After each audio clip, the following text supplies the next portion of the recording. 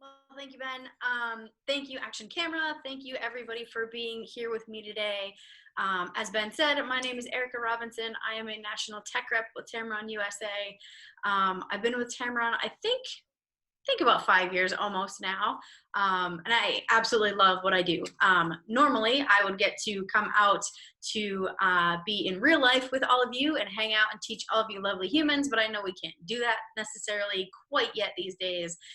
So you're joining me from my living room in San Diego, California. And I think what's been kind of cool about doing these live via the internet is that I get to kind of connect with people from not just the place that I would be traveling to. So the other day I had people in my class from Portugal. I had people in my class from Quebec, from all over, and it was really awesome. So wherever you are right now, I hope that you're doing well and that you're safe and happy and ready to talk about some night photography. So I will kind of just get right into it because I do truly believe that there is no reason why our cameras have to go off when the sun starts to set. I think that there is so much still out there for us to see. Our sunsets turn in, give us these really beautiful deep colors. Our cityscapes kind of come to life at night in a very different way that they would offer us during the day. And of course, those really deep nights, we can create some epic long exposure. So there is so much to see when the sun starts to go down, and there's no reason why our camera has to go away. But before we do all that, I want to make sure that we kind of take a step back a little bit and think about our camera and make sure that we know our tool as best that we can, because the better we know our equipment, the better images we're going to create. In all of your DSLRs, you're going to see a wheel of some sorts that looks like this with some designations to M, A, S, and P, or MAT and P. And those are manual, aperture priority, shutter priority, and program. The green mode there, that's our auto mode. My coworker still calls it the green mode of death. So we're gonna work on getting out of that green mode, especially for night photography, because a lot of times we are almost tricking our camera in a sense. Anytime we are in that auto mode or some form of auto mode, it's going through all these algorithms to try and predict the image that we want to take. But in fact, it's not in our heads. The camera doesn't necessarily have 100% of an idea of what's going on inside our brain. So it's just creating something we think that it wants to create. It doesn't know the depth of field that we're trying to show off. It doesn't know if we're trying to create something different with our shutter speed. So I strongly urge you to get to know your camera a bit when it comes to these other modes. And my first night photography tip might seem really, really silly, but it will change your night photography world. Learn your camera in the dark at home before you take it out into the real world. So take your camera and your tripod, set it up in your living room at night and turn off all the lights and fumble around in there with your camera. Learn where all the buttons and all the dials and where everything is, because when you're outside at night with a flashlight, the last thing you want to be doing is turning on and off your flashlight, trying to figure out your camera. You just want to be worried about creating beautiful images. So tip number one, practice in the dark first. So as I said, we're going to take a step back and think about our basics of exposure first before we get into some night photography stuff, because regardless of what genre you're photographing, whether you're doing portraits, whether you're shooting kids and pets and landscapes or travel stuff, or night photography, all of these things are very important. We have to think about our exposure, our aperture, our shutter speed, and our ISO, the three pieces to our exposure triangle.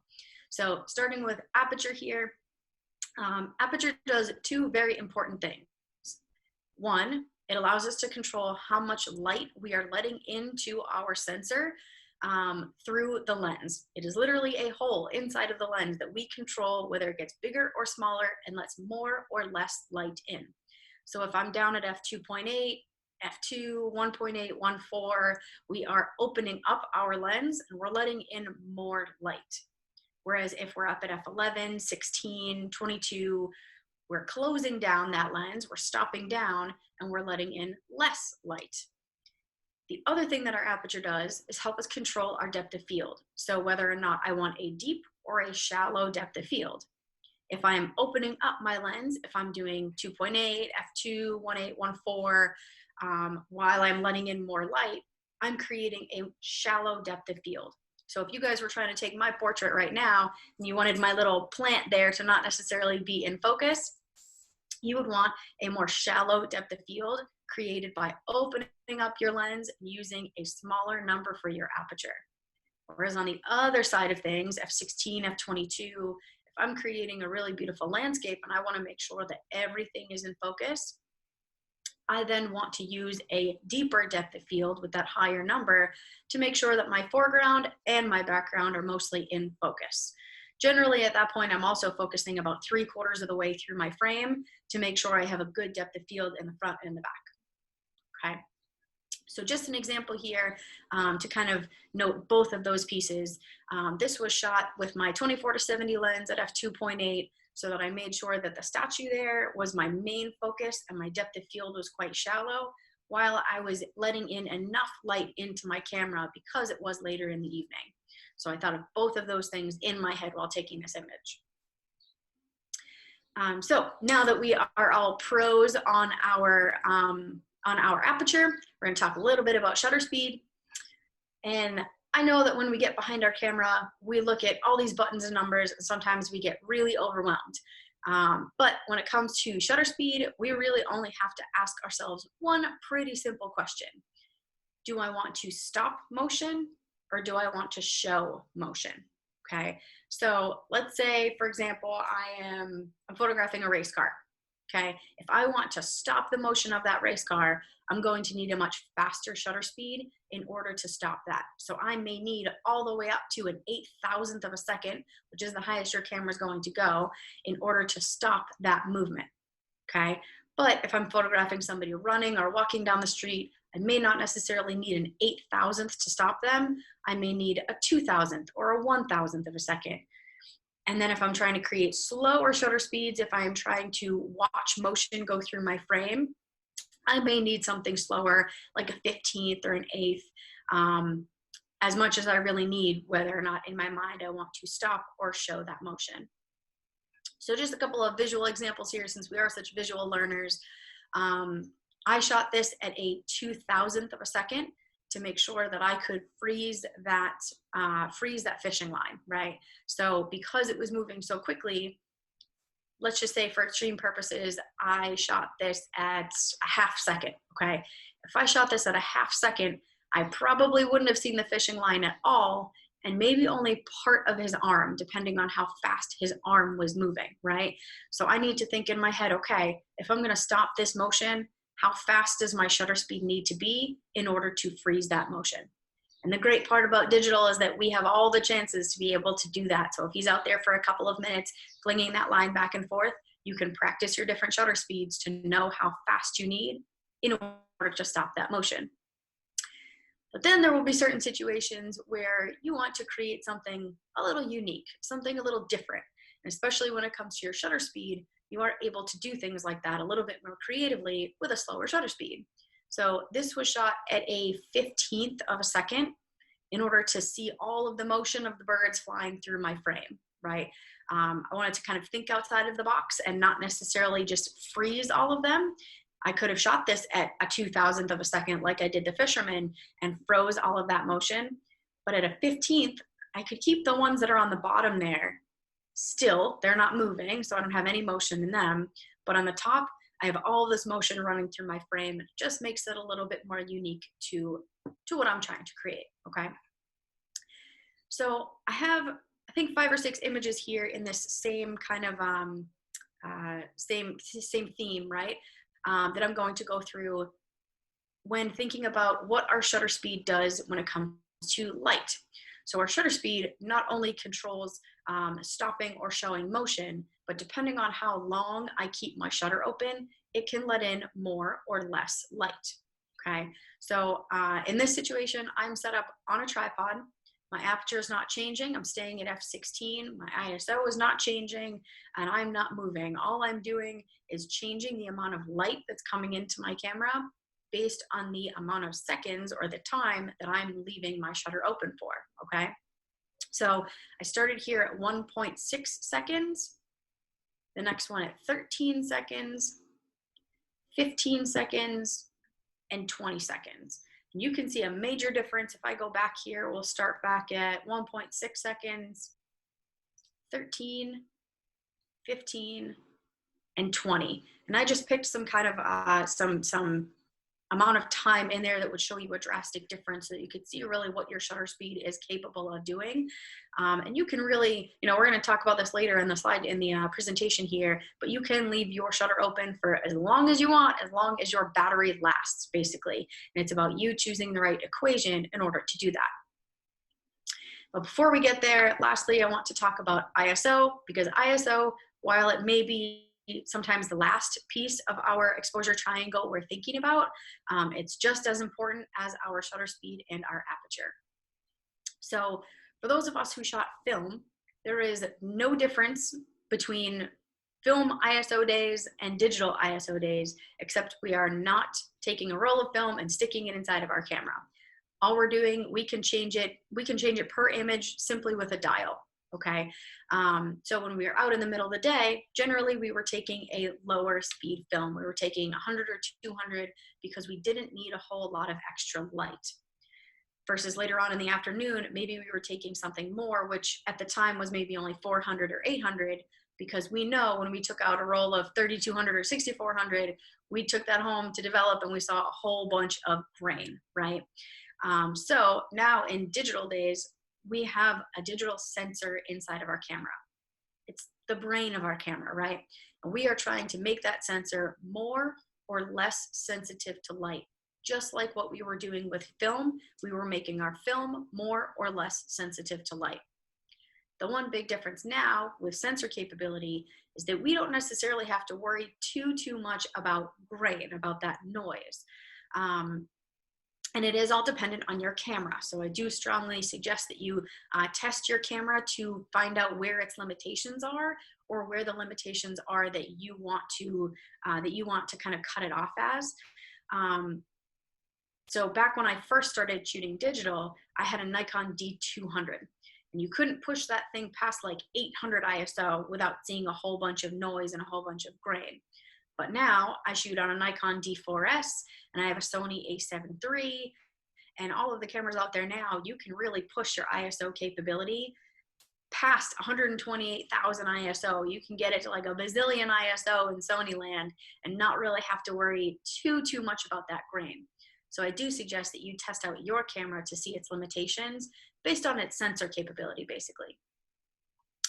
So just a couple of examples here so that you can see the usage of ISO. This image here, out in the middle of the day, didn't need a whole lot of extra light. So I shot this at ISO 100. We still want to genuinely try and keep it as low as we can, just to keep as much detail on our sensor. If you don't have to boost up your ISO, don't. Keep it as low as you can. Versus later on in the day, I needed quite a bit more light, so I went up to 800. And then there will be situations where you're out there, of course, much later in the evening and need 1600 or 3200 or 6400, even higher, to make your sensor more sensitive to light. Okay, we're going to get into night photography again in just a minute. One more thing I want to touch on before we do that, though, because I think this is just as important, regardless of what genre we're photographing. Man, tongue twister today. Genre that we're photographing. So thinking about our composition, thinking about our focal point and our leading lines and perspective, all of these things here that make our images unique to us. We follow all of these photographers now on Instagram and social media and just in life on their websites, learning about what they do and how they create images. We're not copying their images, or at least I hope we're not stealing them off the internet. All we're doing is learning from them. But creating new composition and using these pieces of the puzzle to create new compositions and try different techniques is what's going to make us stand out as artists and as our own photographer. So I think thinking about each of these puzzle pieces, while it may sound like we're overthinking a lot of things, a lot of times you're doing it subconsciously, especially with things like your focal point. So your focal point is exactly how it sounds. It is the main focus to your image. It is exactly where you as the photographer told your viewer's eye to look the second you showed them that image, right? And one of the ways we do that is by using leading lines. Leading lines are exactly that, lines leading our viewer's eye directly through our frame so that they can get to the focal point. Now, leading lines don't necessarily have to be man-made. In this case, yes, they're man-made. We have, these railings going to along the right and left. We have the benches going straight down the middle. So yes, they are man-made, but leading lines can be made by light. Leading lines can be made by shadows. Leading lines can be made by movement. Leading lines can be made by all of these different pieces, not just necessarily something man-made. And there's also no rule saying that leading lines saying that there has to just be one leading line. There can be multiple throughout your frame. And I talk about rules here in just a minute, but I'm a believer that I don't think that there are rules in photography. There are just guidelines. There are things to help us create better images and to keep us in some, kind of guide so that we have a platform to follow. But there's no rule saying you have to do one thing, okay? So a next piece to that composition puzzle is our perspective. Perspective is one of those things that can truly change how your viewer sees what you're trying to show them. If you simply walk up to a scene, take a quick picture, and turn around and walk away, you've lost all opportunity that scene has to offer you for creating images. You can often tell, especially when you're like out at a national park or something like that, you can often tell the photographer from the tourist, because usually the tourist is just walking up, taking a quick picture and walking away.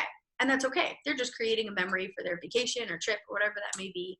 But the photographer is out there in some absolutely ridiculous position trying to create this new perspective and create this new image so that you can see something in a specific way.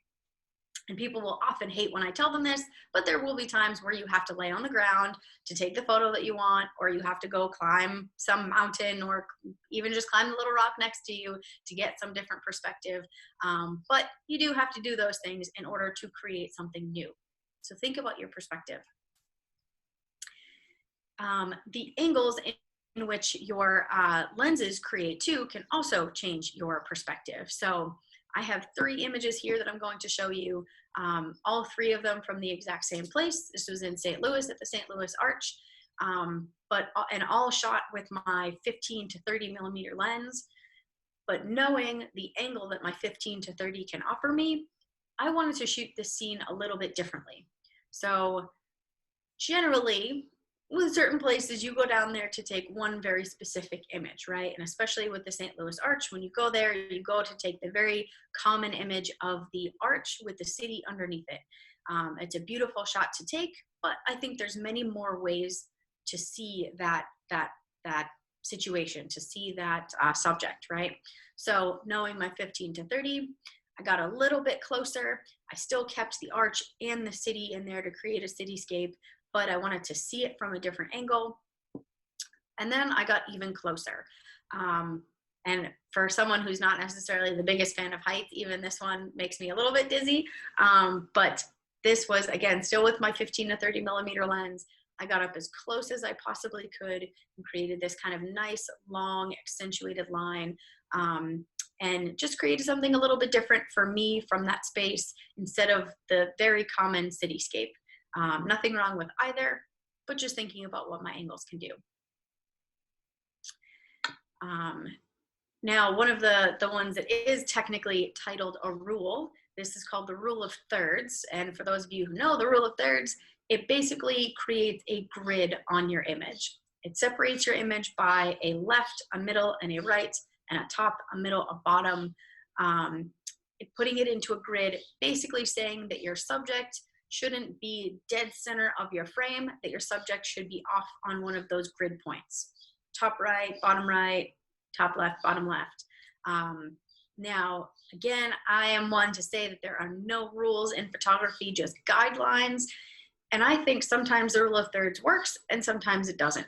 So in this case, the rule of thirds was helpful. I put my subject off to the right-hand side and gave it some empty space off to the left there.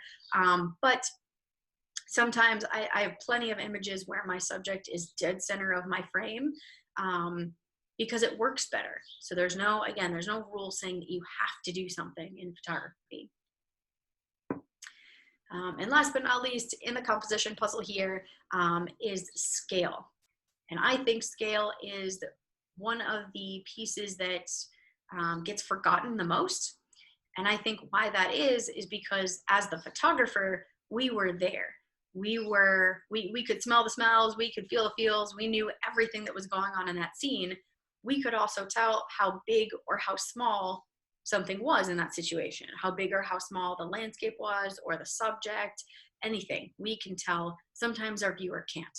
So the only way to kind of help them with that is to put something else in that frame where we can help our viewer understand measurement a bit.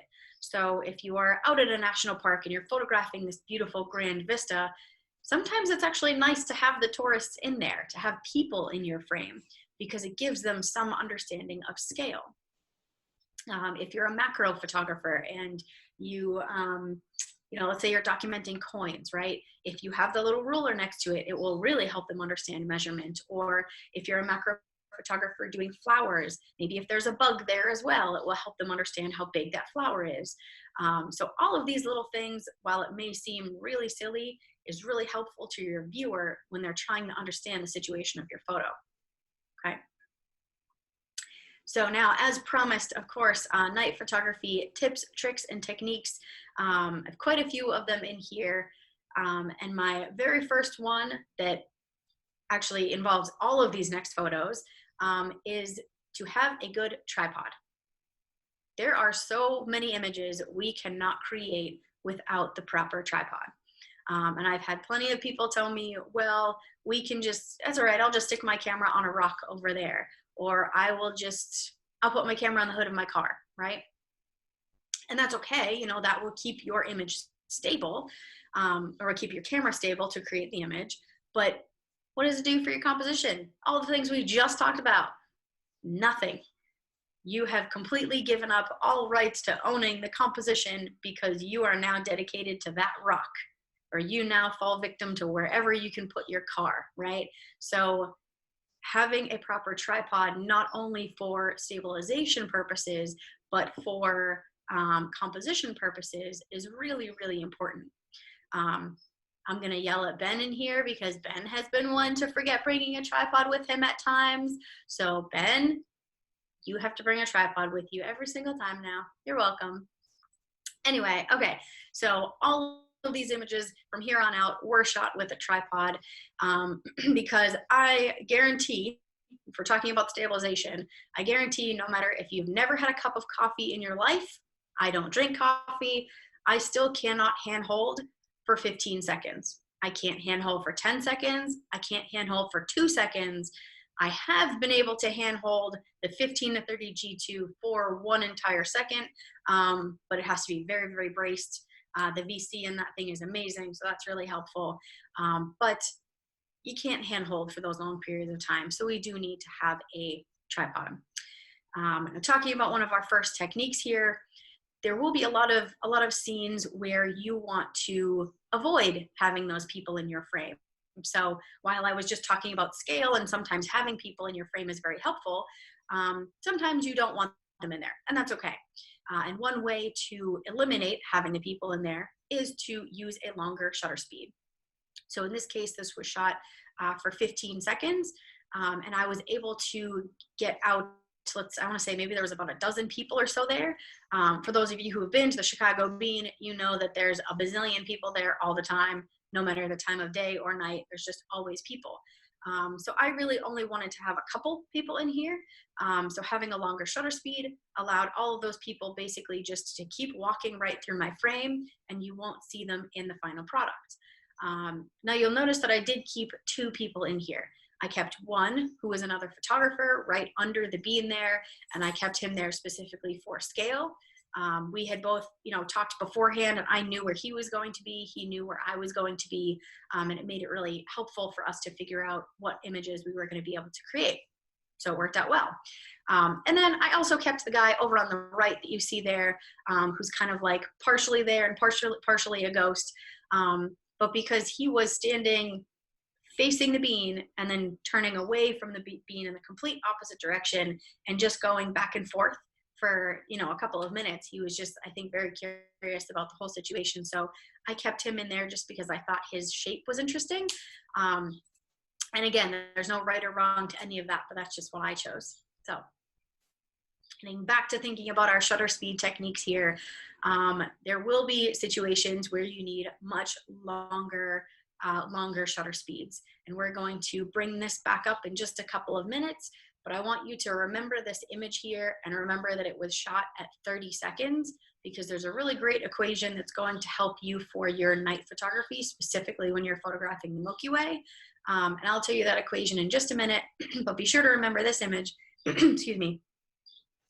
Again, back to our shutter speed techniques here, there will be situations where you have to leave your shutter open for 3 minutes or for 45 minutes or for hours in order to create the images that you're trying to create. And a lot of that is the equation and timing that in your own way, right? So if I go back to this image here, when we were just talking a few minutes ago about our shutter speed, aperture, and ISO and how important they are, sometimes there's also, the thought that goes through your mind, well, which one do I start with when I create an image, right? And it is dependent on the situation. So in this particular image, I started with shutter speed. I wanted to create that see that car that's driving through the back there? I wanted to see his entire trail, right? So the first few cars that came through this scene, I timed them out. I timed them to see how long it took them to get from right at the start behind the rock there all the way to exiting the left side of my screen.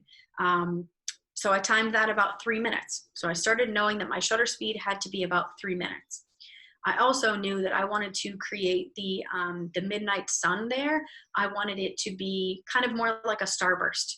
If I had shot this too low, it would have just created like a blown out spot right in my image. So knowing that I wanted to create a starburst, I had to be up at f/16, f/22, one of those higher apertures, to create the starburst effect in my lens. So now I know that I have to be at least 3 minutes and I have to have about f/16. And then I chose to bring in my aperture, which ended up being about 1600. My ISO about 1600 to balance out the rest of that equation.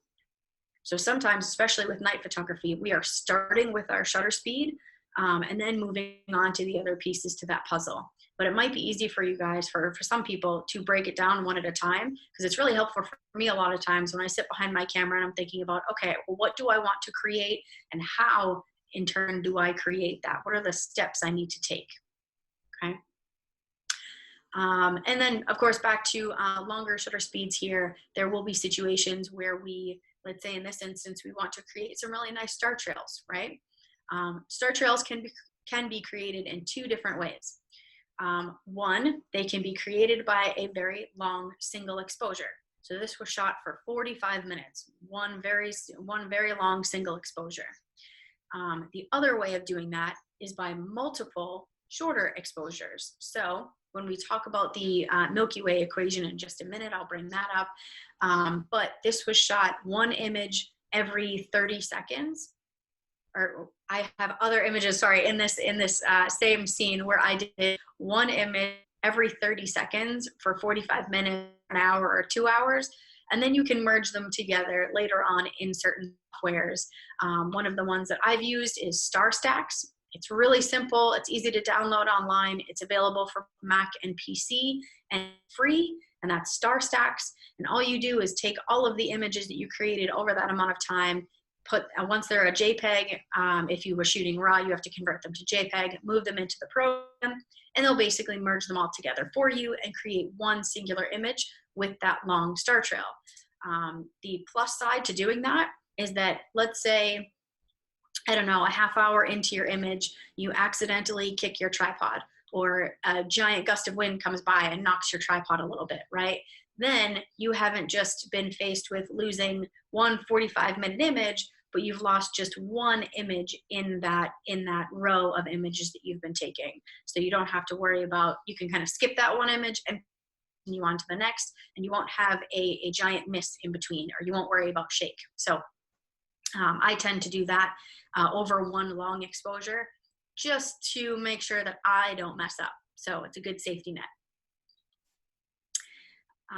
So onto a little bit of a different technique here, or a different tip, should I say.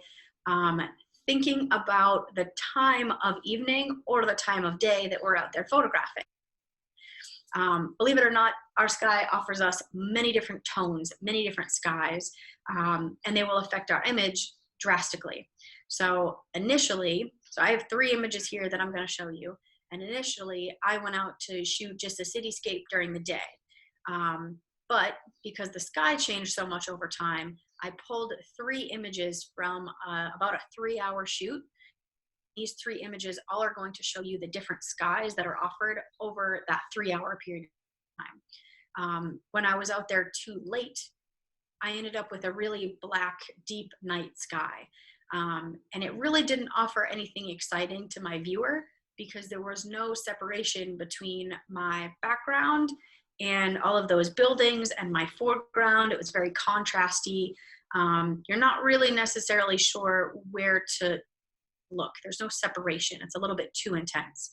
And when I was out there initially during the day, when I was planning on creating just a nice day cityscape, there was no white puffy clouds to be had this day. It was kind of a pretty drab, dreary day, and it just left me with white sky, which is great if you're creating portraits, because we really want those diffused skies so that we can create really beautiful portraits, but not necessarily for cityscapes, because there was nothing exciting for my viewer to look at.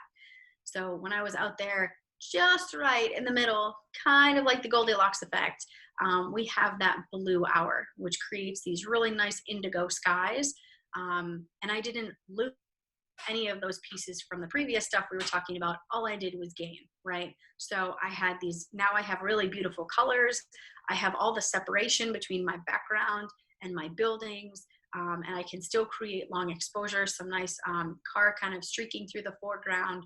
So it's just kind of adding up all of those pieces and all of those different skies, thinking about which one is going to be best for the image I'm trying to create. So another technique here is to think about light painting. So for those of us who have been out there to try and capture the night sky at night, light painting often comes in really handy when we're out there during the new moon, which is a time generally we want to be out there. But when we're out there during the new moon and we don't have any extra light on our foreground, we can indeed paint in that extra light. We're literally painting with a flashlight. So you see all of my my students there. This was a part of one of our national park night skies trips that we were taking. We offer workshops generally in the summer with a company called National Park Trips Media. We kind of collaborate with them in taking people out to shoot the night sky in all sorts of national parks. In this one here, we were demonstrating light painting and kind of how that works. And my biggest tip with light painting is to be very patient. I know that for me, that's really hard because I don't have the most patience in the world. I will admit that, but I'm definitely learning. And with light painting, it really does take patience. No matter if you think that you have added in this, or if you've added in the same amount of light in the same direction, painting at in the same shape every time, You haven't. It's completely different every time. You're literally taking your flashlight and painting in on your foreground. And sometimes if you end up over one spot too long, you'll end up with a giant hot spot. Or if you've gone too short, you don't have enough light. And it's, like I said, different every time. So practice quite a few images before you get the right one. And there is a specific flashlight that I use that's been really helpful. If you guys want to write this one down, I'll ask the guys to type it into the chat there if you need it, or I can say it at the end as well. But the flashlight that I use is the Eagle Tack flashlight. Eagle like the bird, tack like the thumbtack. The model number is D like David, 25, L like Larry, C like Charlie, 2. And that's a really great flashlight. Make sure you look it up with the 219 bulb because it keeps it really clean and a nice even light. And we can all thank my buddy, my coworker, Mark Morris, for that light because he found it online. It works out really, really well for light painting. It's not a cheap flashlight. I think it's like 85 bucks, but it definitely does the trick. It has great capability on controlling power as well. So if you're out there specifically for light painting, I definitely suggest looking up that flashlight. Now, as I said, with light painting, it can kind of go awry really quickly, right? So these 2 images that I have here, this one and the next one, were shot in the exact same scene. My tripod was set up at the exact same spot. My aperture, ISO, shutter speed did not change, but I used 2 completely different light sources. So this image here was shot with just a very light source that I had, a very small flashlight, just to add kind of a little blip of light right there on the barn there. And then we wanted to try and take it to the extreme and see what would happen with our car lights, just because we could. We had a big van at the time driving through the park. So we're like, all right, we'll give this a try. Literally flicked on the headlights for maybe a 2,000th of a second, if that, and it added an enormous amount of light. So it really, really does depend on your light source that you're using, as well as the timing that you're able to give that light source.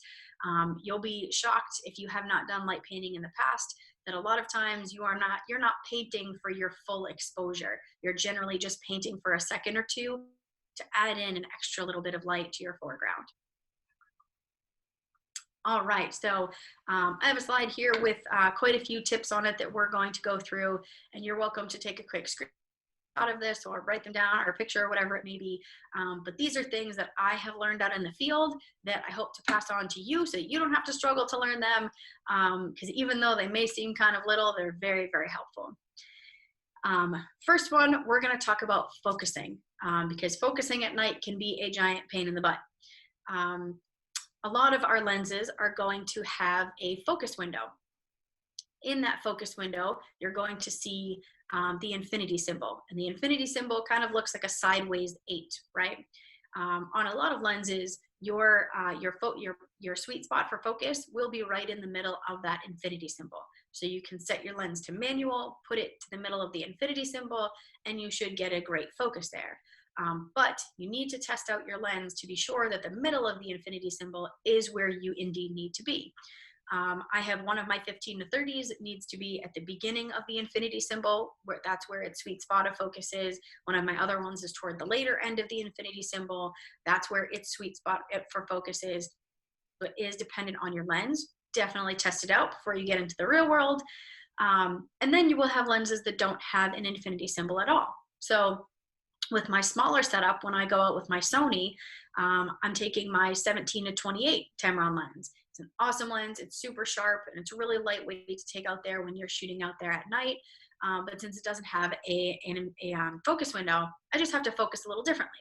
So how I do that is still by turning my lens into manual focus.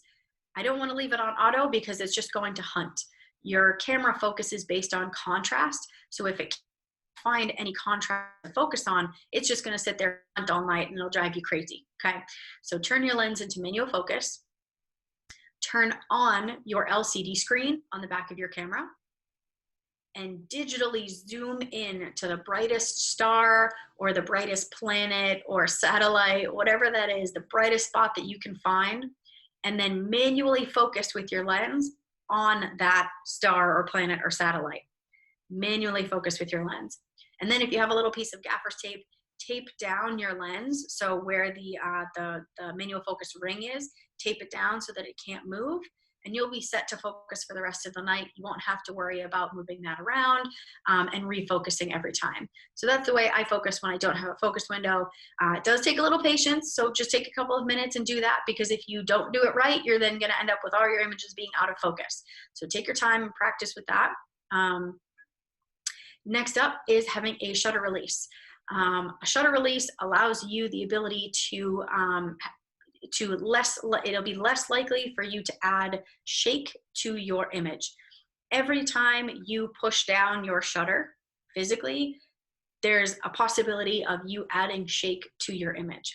And the last thing you want to do is wait for a 30-second or a 10-minute exposure to see that you've added shake to your image, right? So when you have a shutter release, you're clicking the shutter over here, your camera's over there, and you don't have to worry about physically touching it.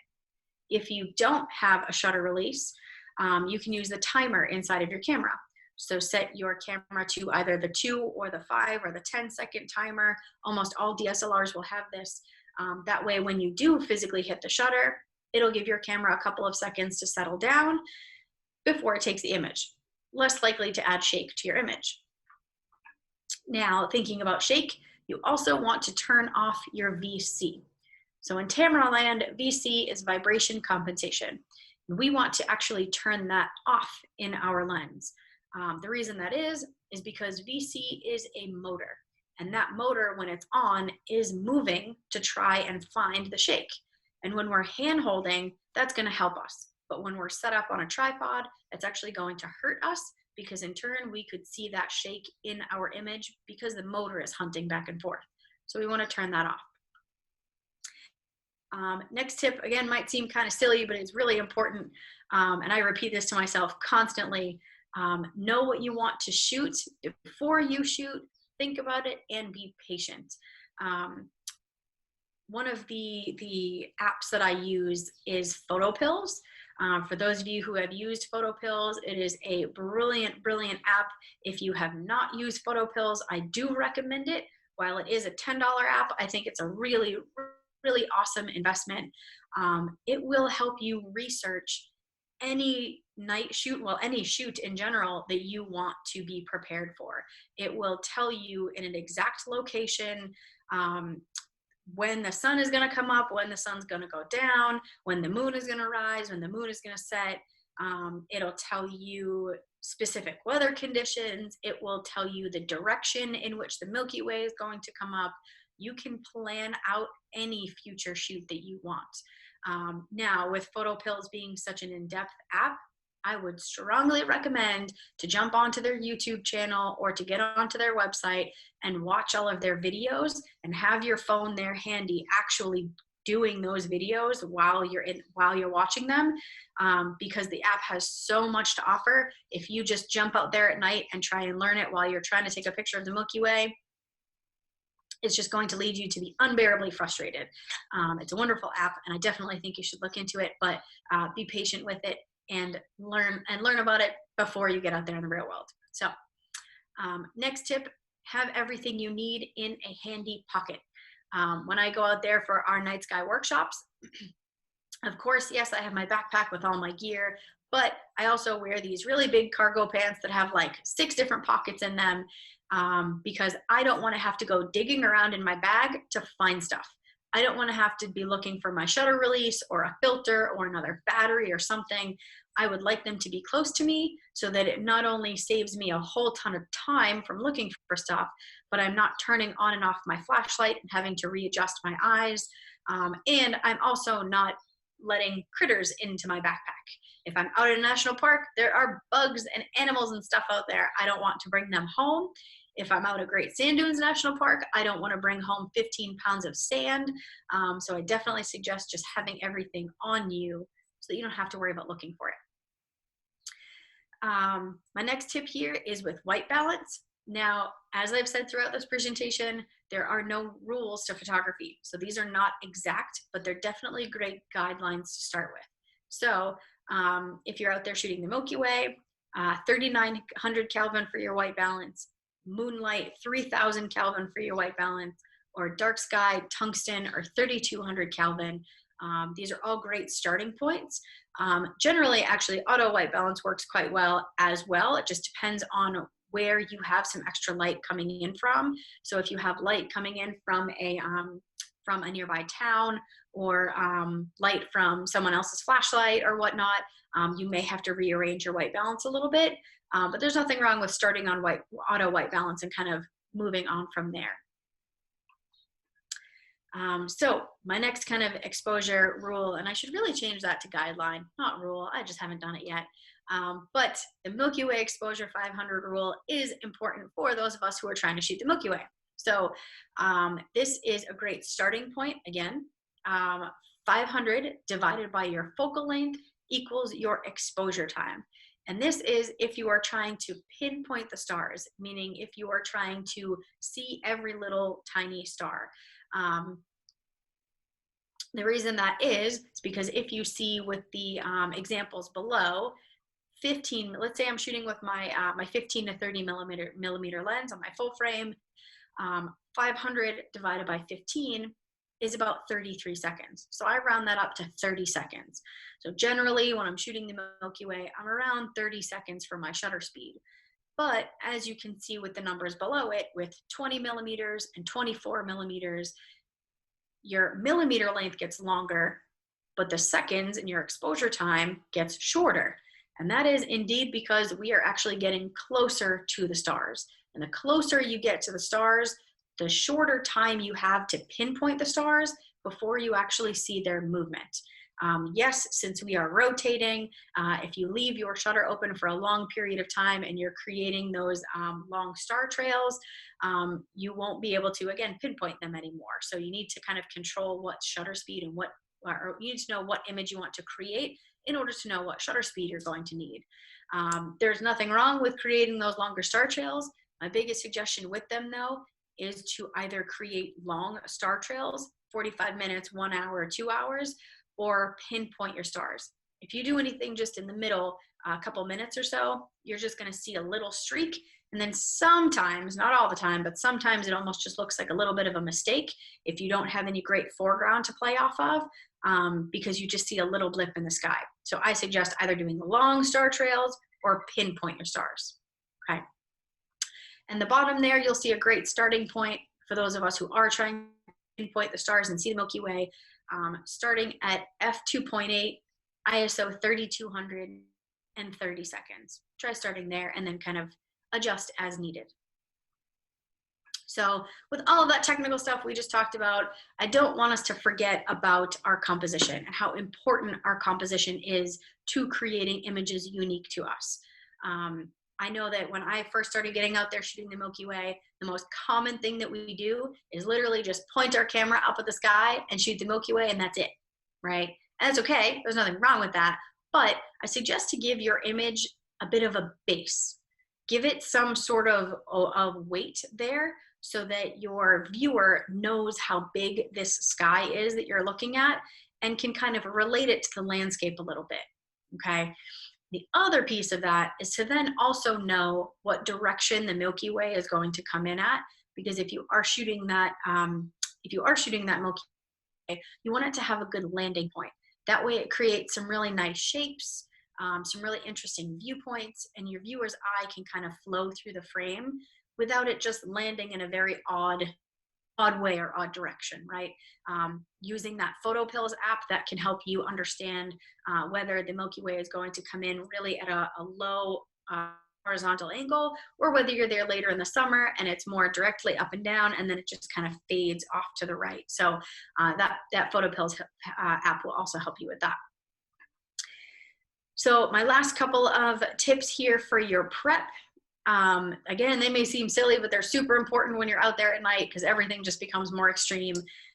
First, please have extra batteries, especially if you're out there in a cold location. You want to have your batteries in next to you, maybe in a jacket pocket, someplace warm, because out in the cold, they're going to die sooner. Extra memory cards. I know that we have memory cards now that can hold a trillion images on one card. But if you get out there and you've either forgot to format your card and you're now halfway through a shoot and you don't have any more space in your card, that's no fun. Or your memory card defects, because that does happen every once in a while. You just want to have backup. Next, of course, a tripod and a cable release. You guys know how I feel about tripods and how important they are. And a cable release, if you don't have one, using your timer, that's also okay. Water and snacks. I get hangry when I'm out there really late at night, so please have extra stuff with you so that you're really only worried about creating images and not trying to forage for food in the wilderness. Glow sticks. Glow sticks is one that I learned recently from my boss that I think is a wonderful tip, especially if you are going out there alone or if you're going to a new location. You can either put a little trail of glow sticks out to where you're headed so you can follow them back, and please collect them on your way out. Or you can put them right at the entrance, maybe to the park. We do this at the Great Sand Dunes National Park. We kind of line them up right at the entrance because the Great Sand Dunes are just indeed great. They're massive. So trying to find our way out, you can get a little disoriented. So it keeps us safe out there. And lastly, have extra layers. I'm a big old baby. I moved from the East Coast to the West Coast because I hate the cold. So please have extra gloves, warm socks, hat, and good sneakers to help you out there at night. All of these things will help you create better images while you're out there and not worry about the little stuff. So thank you so much for being here. This is me. You can find me on social media as Tamron Tech Erica on both Facebook and Instagram. And I'm happy to help.